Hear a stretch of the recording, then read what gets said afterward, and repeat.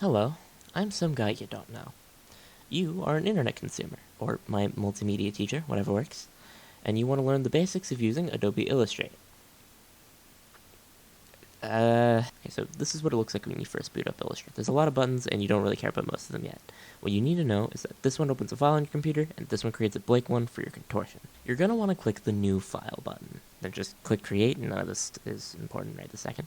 You're going to get a screen with a whole bunch of stuff on it, and I'm going to explain the stuff over here.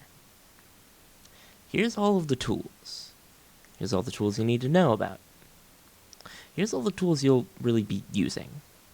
I'm going to talk about those. Let's start with the pen tool. Of the tools we'll be discussing, this guy is the most important, and probably the second most complicated to understand. Click anywhere on your artboard, as I'll be referring to it, and a small, usually blue dot will show up.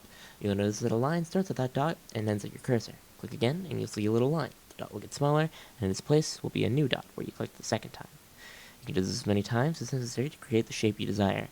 And while that's about it, you need to know a few things. If you hold the Control key and you click, you will deselect the line. This is helpful if you want to make incomplete shapes. If you click and hold your mouse button down, you can move it more and curve your line. Similar to the effects of the curvature tool, but more refined. The unique way it sets up the aforementioned curve is so painfully complicated that you kind of have to fist fight it every time you use it. Most of the time, you can click on the path, it's just the part between the dots of a line, and start a new line from there.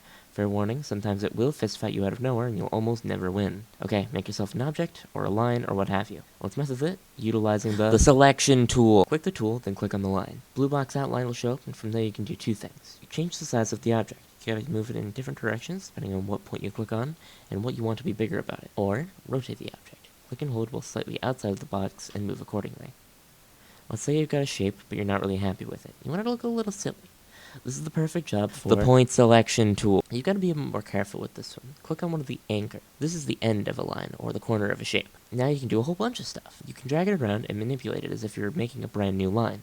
Meaning you've got your point, your cursor, and the line that connects the two. If you've clicked on a shape, something like this, you've got a few options. If the two lines of the corner you clicked on are straight, you can click this thing to give a curve to the corner of the shape.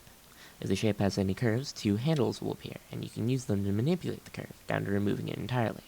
You can also still drag the anchor around to move the line's ending point. Let's say you want something a lot more uniform, like a square.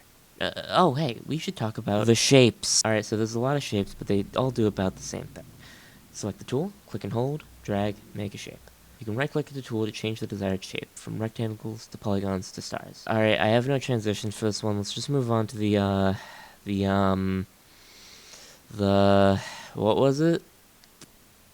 Oh, right, it was the typing tool. Alright, this one's nice and easy. Select the tool, click, type in what you want the text to say. From here, you can go to the properties, click where it says something like Myriad Pro with a drop box, and select the font you want to use. You can press enter to make a new line if you've got too much text and can't see it all. You can manipulate the size of the font with the selection tool. The last tool you gotta know about is our good mate, is he gonna say it?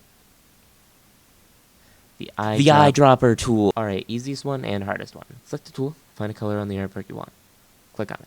From there, the colors on this thing will change. These are the fill and stroke colors, respectively. The fill color affects the inside of the objects you make, and the stroke affects the outline. You can also click on those boxes to get a specific color you want. And with that, you've got the basic tools you need to get started with Illustrator. Illustrator is a program that you only really learn when you experiment with it. Remember, I can show you the ropes, but you've got to climb them. Or at least, I think that's the saying.